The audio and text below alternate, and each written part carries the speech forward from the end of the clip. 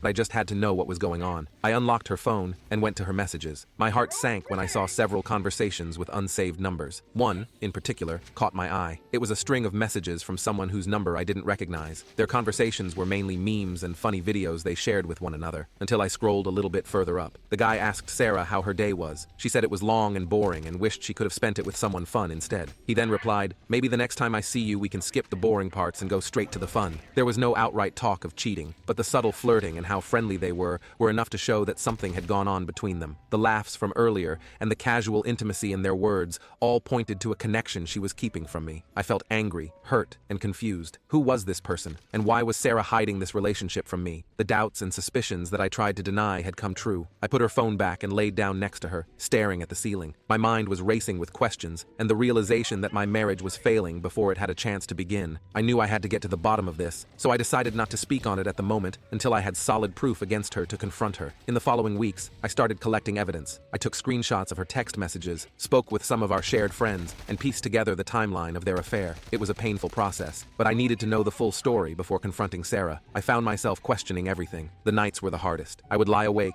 replaying every moment, every conversation, wondering how I could have missed the signs. One night, I decided to dig deeper. I went through old messages, social media posts, and even emails. I discovered a pattern. Sarah had been very secretive over the past year, with late-night messages, sudden trips for work, and constant texting with the unnamed number. Each piece of evidence felt like another stab in the back. I reached out to mutual friends to ask them for information, without revealing too much. One friend, Karen, mentioned seeing Sarah with a guy she didn't recognize at a cafe a few times. She hadn't thought much of it at the time. She assumed it was a colleague, but now, it all made sense. I decided to make one last effort to reconnect with Sarah. Maybe a nice dinner out would give us a chance to talk and bridge the growing distance between us. I had to try one last time. I saw she was getting ready to go out, so I called her downstairs. I asked her if she wanted to try this new Italian place downtown for dinner that night. Sarah has always loved pasta, and I've heard great things about this restaurant. She barely looked up from her phone and said she'd love to, but she had to take care of some stuff. It was 9 p.m. and she was wearing a beautiful black dress with heels. I asked her what could she possibly have to do dressed like that at this hour. She said it was just a girls' night that she forgot to tell me about. I told her that I knew she was cheating on me. She froze. Her eyes widened, and she asked me what I was talking about.